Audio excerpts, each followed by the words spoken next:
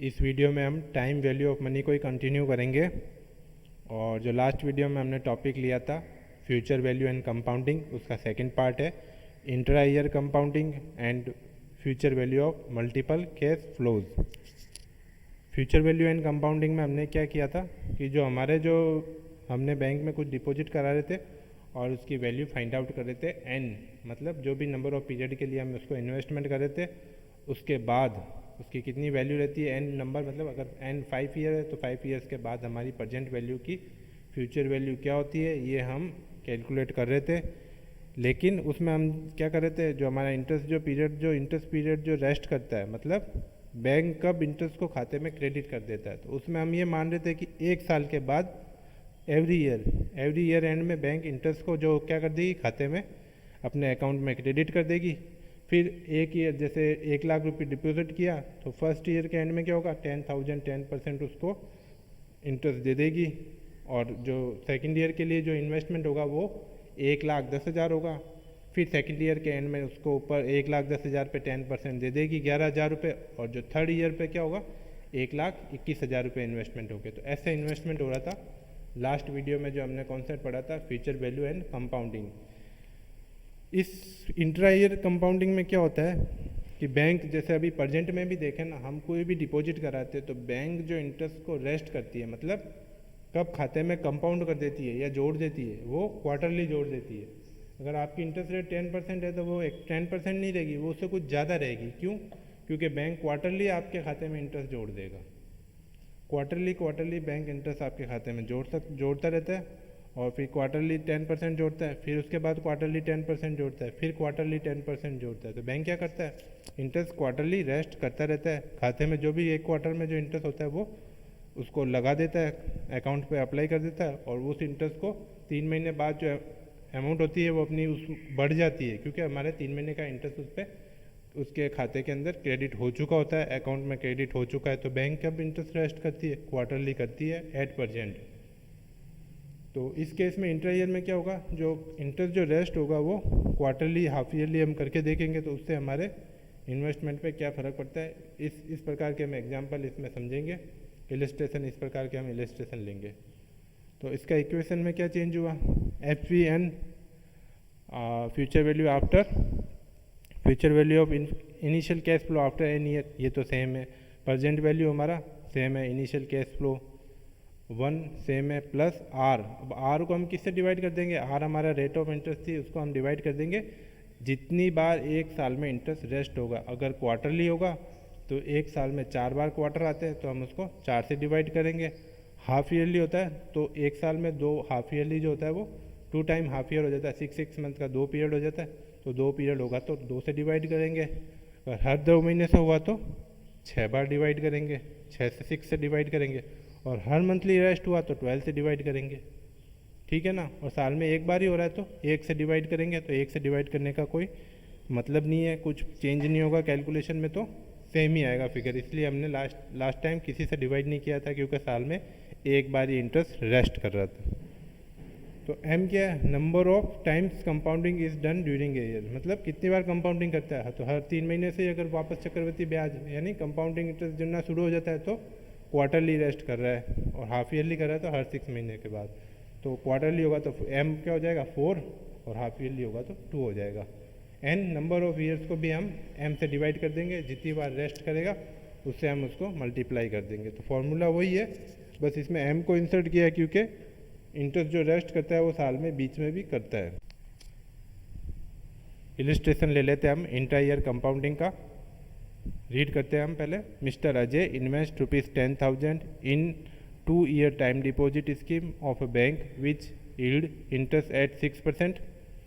तो क्या है, मिस्टर अजय है जो 10,000 रुपये इन्वेस्ट कर रहे हैं 2 सालों के लिए, और रेट ऑफ इंटरेस्ट क्या है 6%। हमको क्या कैलकुलेशन करनी है, you are required to find out the amount receivable by mister Ajay if the interest rate is compounded. Option 1 half yearly और ऑप्शन बी क्वार्टरली।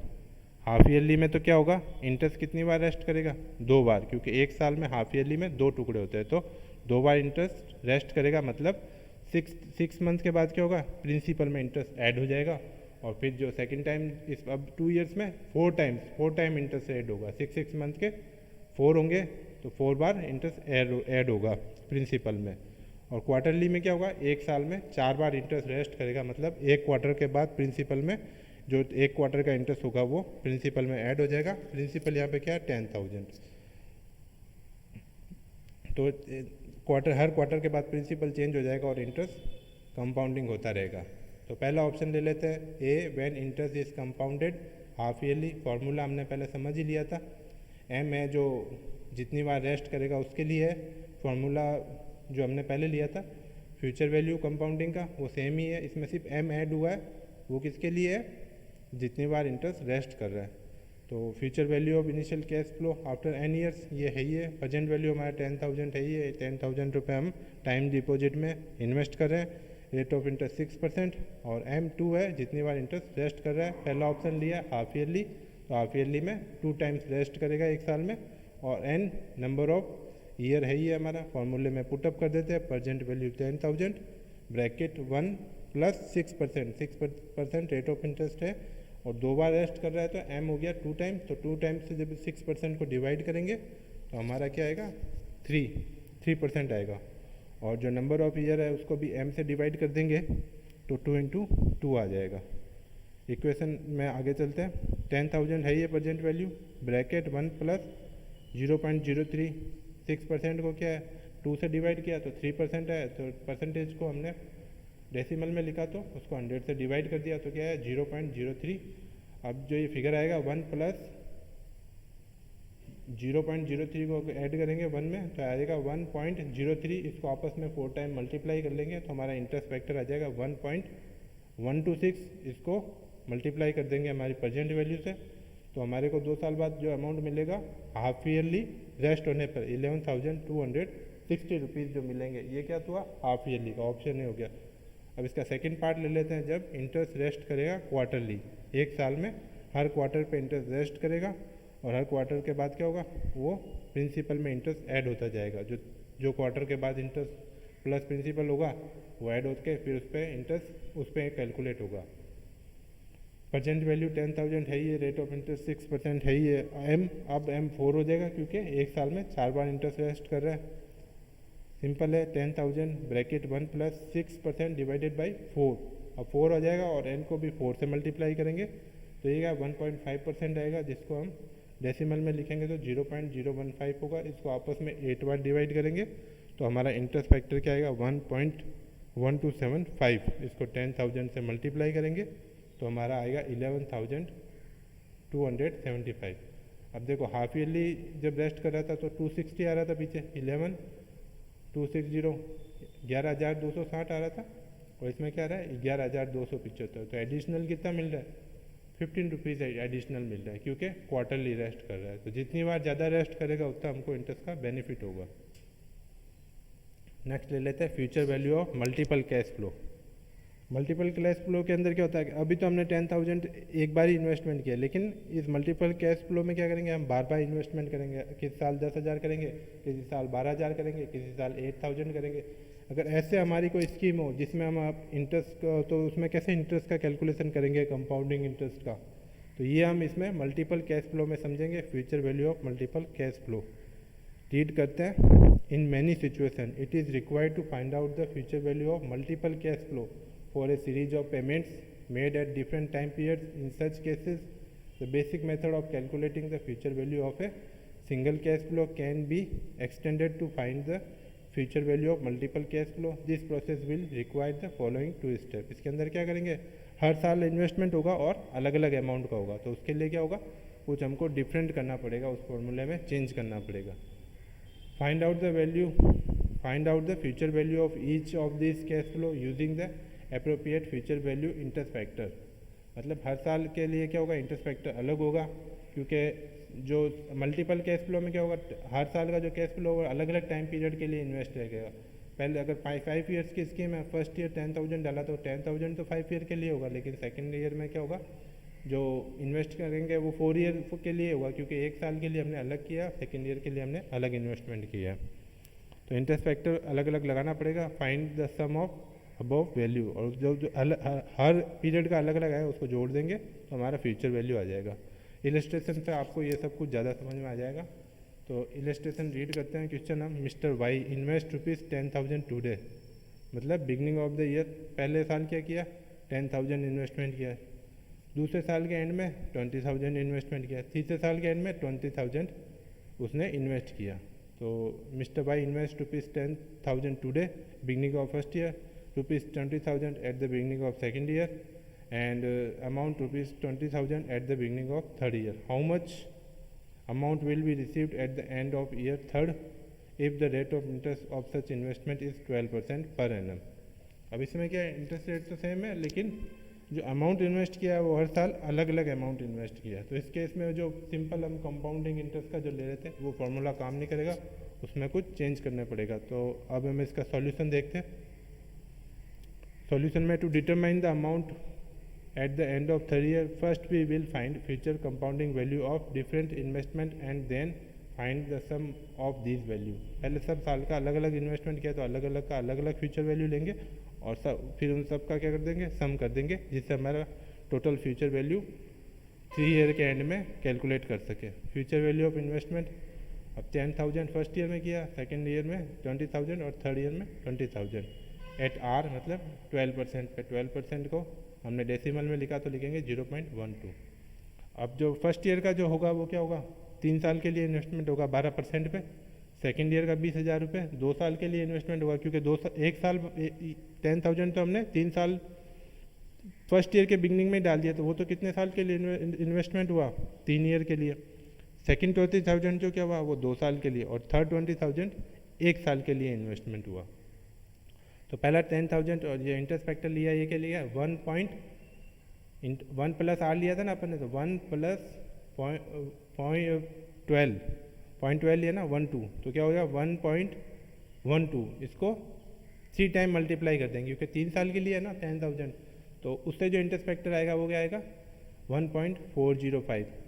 ये कैसे आया, इंटरेस्ट 1 प्लस आर लिया था ना हमने, तो 1 प्लस 0.12 को 3 टाइम मल्टीप्लाई कर देंगे तो ये इंटरेस्ट फैक्टर आएगा। सेकंड में क्या होगा 2 टाइम मल्टीप्लाई करेंगे, और थर्ड में 1.120। तो ये तो क्या है, इसको मल्टीप्लाई करने की जरूरत ही नहीं पड़ी क्योंकि ये 1 साल के लिए इन्वेस्टमेंट हुआ है। ये 1 साल के लिए, ये 2 साल के लिए, थर्ड साल के लिए। अब इनका जो कैलकुलेशन करके जो आया, सॉल्व करके वो आया 61,530। तो इसमें क्या हुआ, हर साल के लिए अलग अलग था तो हमने अलग अलग निकालना पड़ा हमको। एक फार्मूला नहीं 3 फार्मूले लगाने पड़े। हर ईयर के बिगनिंग में जो इन्वेस्ट किया था उसके लिए हर के लिए अलग फार्मूला लगाना पड़ा, प्रत्येक इंडिविजुअल के लिए इंडिविजुअल फार्मूला लगाना पड़ा इन्वेस्टमेंट के लिए, क्योंकि इन्वेस्टमेंट जो है वो क्या मल्टीपल है, अलग अलग है, सेम नहीं है।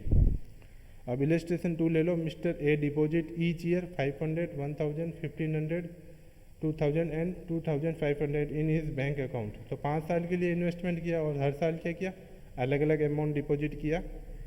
The rate of interest is 5%. Find out the future value of his deposit at the end of 5th year. If amount is deposit at the beginning of each year, at the end of each year. अब देखो इसमें भी एक difference होता है। साल के जो शुरू में अगर इन्वेस्टमेंट कर देते हैं, बिगिनिंग ऑफ द ईयर तो कर देते हैं, तो उस साल का भी इंटरेस्ट मिलता है। और साल के जो एंड में करते हैं, तो जिस ईयर में ईयर एंड में इन्वेस्ट करते हैं उस ईयर तो वो तो ईयर एंड हो चुका है, तो उसका इंटरेस्ट नहीं मिलेगा, उसको नेक्स्ट ईयर से इंटरेस्ट मिलना शुरू होगा। तो ये थोड़ा डिफरेंस रहेगा। इसमें बिगनिंग ऑफ द ईयर करेंगे तो सेम रहेगा कि उस साल का पूरा इंटरेस्ट मिलेगा क्योंकि हमने साल के शुरुआत में ही कर दिया, और एंड में करेंगे तो 1 साल तो निकल चुका है, तो जिस साल निकल चुका है उसका कोई इंटरेस्ट नहीं मिलेगा। तो इसको क्या ईजी करने के लिए हमने टेबल बना ली है। टेबल में हमने पहले वाली टेबल के कॉलम में ले लिया 5 ईयर्स के लिए इन्वेस्टमेंट किया, साल के शुरुआत में इन्वेस्टमेंट कर दिया। इन्वेस्टमेंट का हमने फिगर ले लिया, पहले 500 रुपये किया, 500, 1,000, 1,500, 2,000 और 5th ईयर में 2,500। अब जो पहला जो 500 रुपीज़ है वो तो क्या पूरे 5 साल के लिए इन्वेस्टमेंट होगा, पूरे के पूरे 5 ईयर्स के लिए होगा। तो हम क्या लेंगे 1 प्लस 5%, 1 प्लस 0.05 या फिर 1.05, इसको मल्टीप्लाई करेंगे आपस में 5 टाइम तक, तो ये हमारा कंपाउंडिंग इंटरेस्ट फैक्टर आएगा 1.276। इसमें क्या करेंगे 1.05 को 4 टाइम, इसमें 3 टाइम, इसमें 2 टाइम और इसमें वन टाइम 1.05 को करेंगे तो सेम ही आएगा, वन टाइम मल्टीप्लाई करेंगे 1 से तो सेम ही आएगा। तो ये जो आएगा, अब ये जो पैसा है ये तो लास्ट ईयर के बिगनिंग में किया, तो इस पर 1 साल का इंटरेस्ट मिलेगा, तो 1 साल को 5% ही मिलेगा। अभी हमने सब एवरी ईयर्स का इंडिविजुअल निकाल दिया और इसका फिर सम कर दिया है। तो जो हमारे इन्वेस्टमेंट था इसका हर साल मल्टीपल कैश आउटफ्लो हुए थे, लेकिन हमने हर साल का अलग अलग इंटरेस्ट फैक्टर लगा के उसकी हर साल 5 ईयर्स के एंड में वैल्यू निकाली है, फ्यूचर वैल्यू, और उसका सम कर दिया है। तो उसके टोटल जो हमने मल्टीपल कैश फ्लो आउटफ्लो किए थे उसकी फ्यूचर वैल्यू क्या होगी, 8422। सेकेंड ले लेते हैं, calculation of future value when time deposit is made at the end of each year. Same है, लेकिन इसमें क्या किया, 1 साल का इंटरेस्ट कम मिलेगा क्योंकि उसने पहले साल को लास्ट में एंड किया, इन्वेस्ट किया ना, सॉरी, तो उसमें क्या मिलेगा। अब जैसे इसने 2500 रुपये तो कब इन्वेस्टमेंट किया, 5 ईयर्स के एंड में। जब 5 ईयर्स के एंड में किया होगा ना, क्योंकि ये एवरी ईयर्स के क्या कर रहा है, एंड में कर रहा है, हर साल के लास्ट डेट पे कर रहा है। तो 5 साल के लास्ट डेट पे अगर उसने इन्वेस्टमेंट किया 5वीं साल, तो 5वीं साल के बाद उसको पे कुछ इंटरेस्ट नहीं मिलेगा। तो 2500 पे क्या इंटरेस्ट मिलेगा, कुछ नहीं मिलेगा। 2500 के 2500 रुपये मिल जाएंगे। लेकिन लास्ट केस में देखो, इसमें लास्ट में क्या किया, इसको बिगनिंग में कर रहा है ना इसमें, तो इसमें लास्ट ईयर में जो इसको मिलेगा वो क्या मिलेगा, इंटरेस्ट मिलेगा 1 साल का। लेकिन इस केस में नहीं मिलेगा। इस स्लाइड में क्या हो रहा है, इस स्लाइड में है ना, उसको उसने लास्ट में किया तो उसको 2500 रुपये पे कोई इंटरेस्ट नहीं मिल रहा है। लास्ट में जो 2500 है 5 ईयर्स के एंड में इन्वेस्टमेंट किया उस पर कुछ नहीं मिल रहा है। और उसी के सब्सिक्वेंटली हमारे इंटरेस्ट जो फैक्टर था ना वो भी एक ईयर लेट हो जाएगा। अब जो इसमें 1.05 था जो 5th ईयर में था, अभी 4th ईयर में शिफ्ट हो जाएगा। ऐसे ऐसे करके इंटरेस्ट फैक्टर भी इसमें जो 5 टाइम्स हम मल्टीप्लाई करेंगे, अब इसमें 4 टाइम करेंगे, इसमें 3 टाइम, इसमें 2 टाइम और इसमें 1 टाइम, और इसमें करेंगे ही नहीं क्योंकि ये तो ईयर एंड पे अप्लाई किया है। अब इस केस में क्या होगा, बिगनिंग ऑफ द एंड में करेंगे तो उसको कुछ इंटरेस्ट का लॉस होगा, और कंपेयर में बिगनिंग में करेंगे उसके कंपेयर में जो फ्यूचर वैल्यू आएगी वो कम आएगी। और इसमें फ्यूचर वैल्यू आ रही है 8020.5 आ रही है। अब आपके असाइनमेंट में क्वेश्चन है, सेम क्वेश्चन है जो अभी हमने किया, कुछ मल्टीपल कैश फ्लो का है। Multiple cash flow, Suresh deposit कर रहा है 1500, 2000, 2500, 3000, 3500 7 ईयर्स के लिए। रेट ऑफ इंटरेस्ट 8% है, और 7 ईयर्स के एंड्स में क्या निकलेगी उसकी फ्यूचर वैल्यू। इसमें भी 2 बार कैलकुलेट करना है, एक तो अगर वो beginning of the year investment करे और सेकंड में end of the year investment करे। Okay, thank you.